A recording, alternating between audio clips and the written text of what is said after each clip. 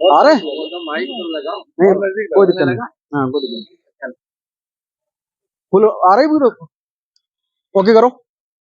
साथियों नमस्कार, जय भीम, जय संविधान। मैं मोहनलाल, आप देख रहे हैं यूट्यूब चैनल लेदर 24। साथियों, आज पूरे भारत के हर राज्य में लगातार भंते सुमित रतन के नेतृत्व में जागरूकता अभियान और संविधान बचाओ रथ यात्रा की शुरुआत हो रही है। आज वही रथ हरदोई जनपद में डॉक्टर अम्बेडकर पार्क के सामने पहुंच चुका है और उसके बाद एक सभा का आयोजन किया जाएगा।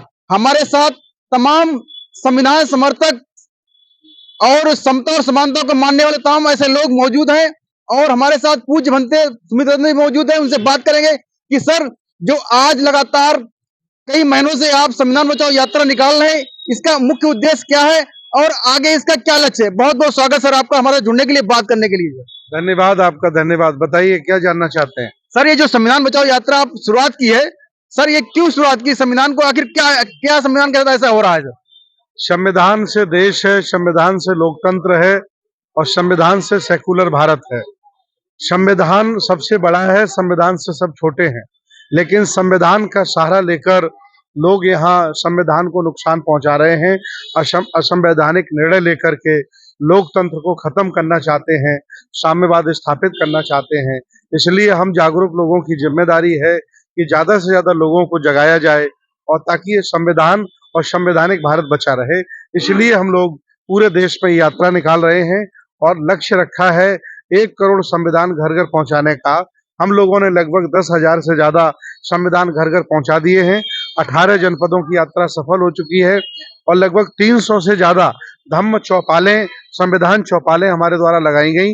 अभी आज एक कार्यक्रम है जिसका नाम संविधान चौपाल हम लोगों ने दिया है और लगातार पूरे देश के सभी SC, ST, OBC, माइनॉरिटी और वो संविधानवादी सबड़ सब लोगों का समर्थन मिल रहा है और इस कार्यक्रम में सब लोग भाग ले रहे हैं। जो आपने संविधान बचाओ यात्रा की शुरुआत की थी, वो किस जनपद से की और किस तारीख से की थी?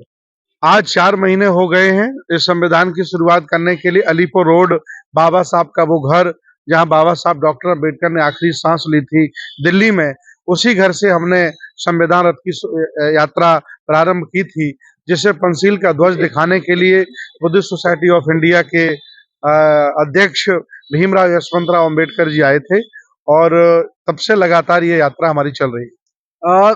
वर्तमान में भारत का संविधान, डॉक्टर बाबा साहब का संविधान भारत में वर्तमान में लागू है, लेकिन ऐसी कौन सी जरूरत पड़ गई जो संविधान बचाओ यात्रा आपको निकालनी पड़ी? देखिए, संविधान को 5 लोगों से बहुत बड़ा खतरा है। वो 5 लोगों को मैं आपको बताना चाहता हूँ। पहली है चुनी हुई सरकार, जो संविधान के माध्यम से चुनती है वही संविधान को नुकसान पहुंचाती, पहला खतरा है। दूसरा खतरा है भ्रष्ट अधिकारियों से। जो अधिकारियां नेताओं के दबाव में संविधान विरोधी कार्य करते हैं, उस संविधान का खतरा होता है। तीसरा सबसे बड़ा खतरा है संविधान को पूंजीवादी लोगों से। जो पूंजीवादी लोग हैं वो लोकतंत्र को चाहते नहीं है, वो साम्यवाद चाहते हैं और वो राष्ट्रीयकरण के खिलाफ होते हैं, निजीकरण चाहते हैं। तो ये मैं चाह रहा हूं कि तीसरा जो दुश्मन है सबसे बड़ा पूंजीवाद है। इसके बाद जो संविधान की जो सबसे ज्यादा नुकसान पहुंचा रहा है वो है मीडिया। आप तो यूट्यूबर हैं और आप बहुजन मीडिया की बात करते हैं, लेकिन जो मीडिया चौथा स्तंभ है वो बिक गया है और बिल्कुल संविधान के खिलाफ कार्य कर रहा है। और चौथा जो पांचवा सबसे बड़ा जो खतरा है वो सोई हुई जनता है। सोई हुई जनता है और सोई हुई जनता में करोड़ों लोग भारत के आते हैं जिन्हें कोई फर्क नहीं पड़ता कि संविधान में संशोधन कितने हो रहे हैं, कितने पन्ने फाड़े जा रहे हैं, संविधान के खिलाफ क्या कार्य हो रहा है। इसलिए मैं उनको जागरूक करने के लिए निकला हूँ। ये मेरी जिम्मेदारी है और मैं जागरूक होने के नाते सबको जागरूक करने निकला हूँ। अक्सर मैंने लोगों के मुंह, बहुजन समाज के लोगों से मुंह से सुना है कि संविधान बदल जाएगा तो खून की नदियां बह जाएंगी, ये हो जाएगा, लेकिन लगातार संविधान को बदला जा रहा है और वर्तमान में अभी IPC, CRPC और साक्ष्य अधिनियम को बदल दिया गया है। नई पुस्तक छप के आ भी चुकी है, इसके बारे में आप क्या कहेंगे? देखिए, जो लोग बैटिंग कर रहे हैं वो अपना काम करेंगे और जो लोग फील्डिंग कर रहे हैं वो अपना काम करें। आलोचना करने से, बुराई करने से कुछ होता नहीं है। जो लोग सत्ता में है वो उनकी अपनी प्लानिंग है, वो आपके आलोचना करने से और आपके चिल्लाने से वो अपना प्लान नहीं बदलेंगे। जो लोग फील्डिंग कर रहे हैं, जो लोग, उनकी जिम्मेदारी है कि वो लोग अपनी प्लानिंग करें और लोगों के बीच में जाएं और काम करें, तभी कुछ हो सकता है, न कुछ होने वाला नहीं।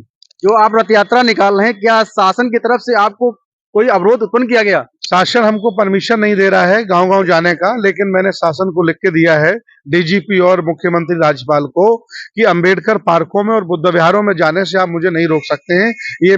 ये मेरा मतलब अधिकार है, मौलिक अधिकार है, मुझे आप नहीं रोक सकते। लेकिन वो गांव-गांव जाने की अनुमति नहीं दे रहे हैं, हवाला दे रहे हैं। ये परंपरागत कार्यक्रम नहीं है, पहले कभी ऐसी अनुमति नहीं दी गई है, लिहाजा हम नहीं दे पाएंगे। आप अपने रिस्क पर चलाइए। लेकिन फिर भी एलआईओ और सादा वर्दी की पुलिस हमारे साथ हमेशा रहती है। आसपास वो पुलिस की सुरक्षा भी है और लगभग प्रशासन मदद भी कर रहा है, लेकिन वो परमिशन नहीं दे रहा है।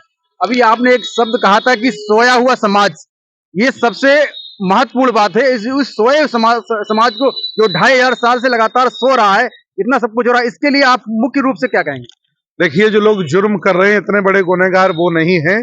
गुनहगार वो हैं, हजार करोड़ों लोग जो जुर्म अपनी आंखों से देख रहे हैं और सीना तान करके चल रहे हैं। इसलिए मैं चाहता हूं कि संविधान की रक्षा के लिए, लोकतंत्र की रक्षा के लिए, सेकुलर भारत के लिए, सभी धर्मों के भारत के लिए सभी लोग साथ-साथ आएं और मिलकर के मुकाबला करें। धन्यवाद। साथियों, ये बनते सुमित जी और संविधान बचाओ संविधान जागरूकता अभियान की शुरुआत की, उसके बारे में बताया है और ये भी कहा है कि जो सोया हुआ समाज है, जो संविधान के लगातार कुठाराघात हो रहा है, उसके कैसे वो जागरूक होगा, किस प्रकार इसके लिए लगातार प्रयास कर रहे हैं। इसी के साथ जय भीम, जय संविधान। ऐसा कुछ बोलेंगे?